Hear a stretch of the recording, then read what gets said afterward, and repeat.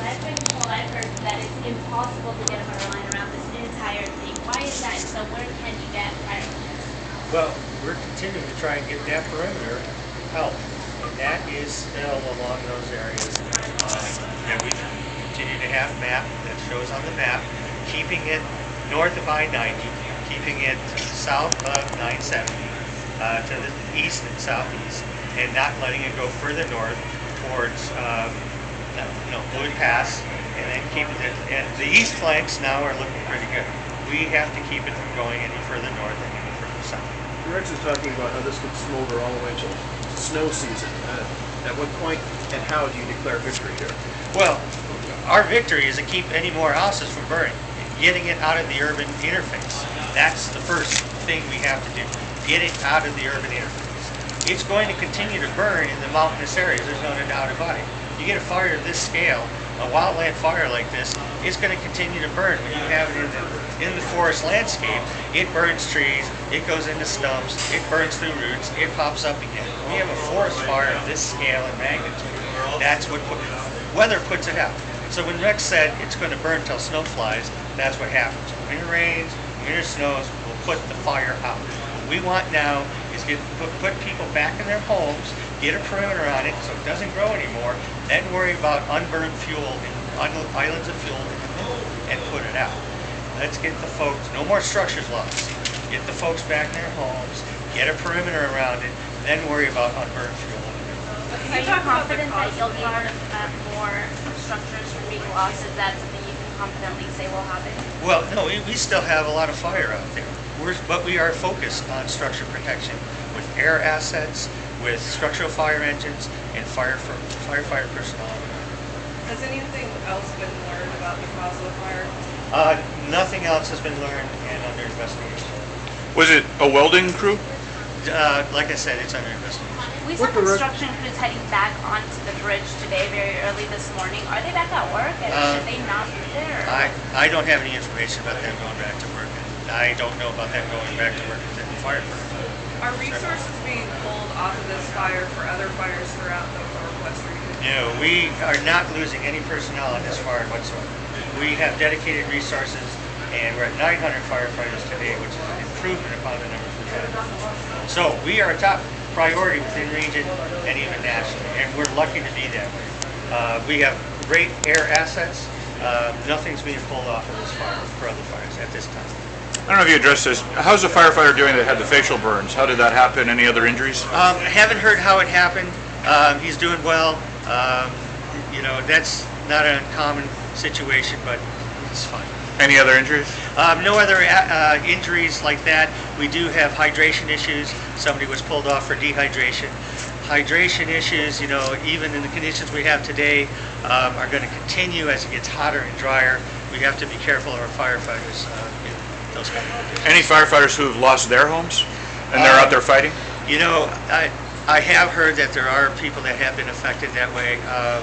I don't know the particulars of that, but I'm sure with volunteer fire departments involved, that is probably the case. Any more community meetings? I'm sorry? The community meetings that were held yesterday, are there any more? We don't have any more scheduled. We had nearly 1,000 people attending the two meetings last night here in Elum and in Central Washington University last night. It was quite a crowd, 300 here, 700 there, nearly 1,000 people. Great outpouring of community support. They understand that the initial attack was by volunteers, by the volunteer fire department.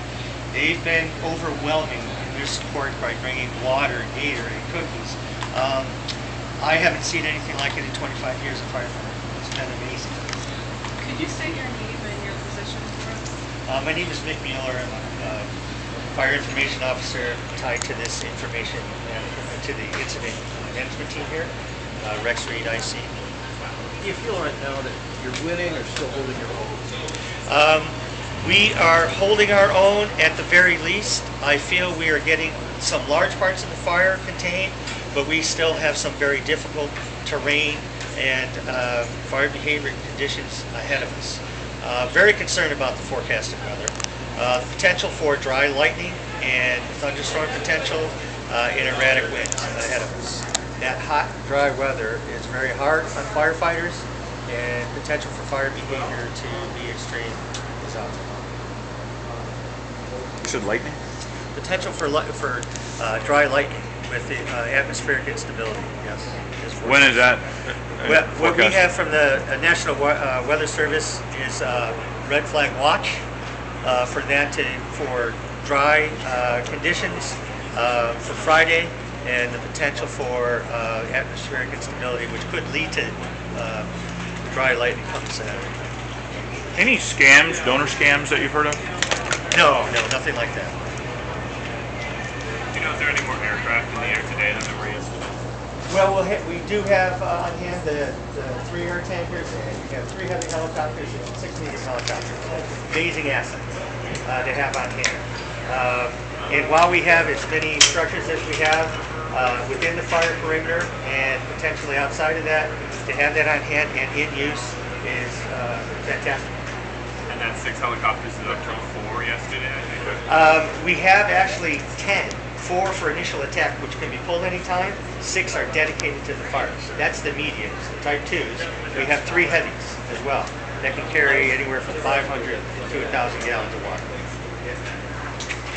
So it's a Mick or Nick? Nick. And are you with KITCAS or DNR or? I actually work for the U.S. Forest Service US Forest on the other side, Wenatchee River Ranger District. So you go by Mick, not Michael? With Mick. Mick. M-I-C-K.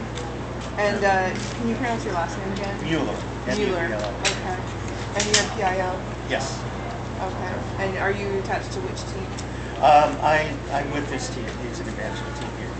2 or 1? This is Team 2. Team 2. Okay. What's your phone number? Because it's not my usual phone.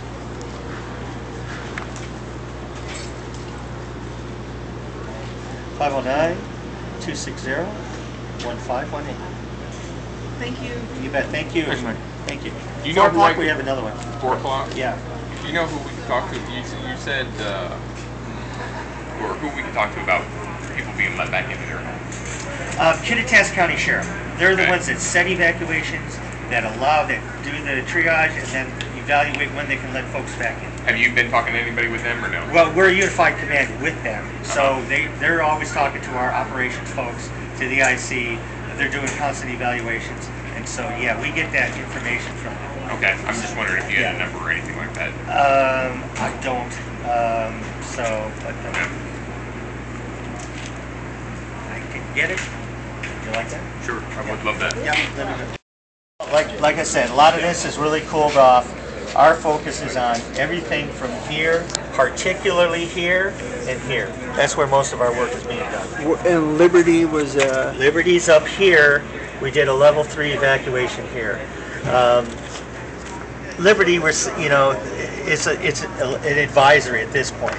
And there's not even fire up here. It's down in here yet, but they made a level 3 evacuation. Yeah, yesterday. in Liberty. No, not Liberty.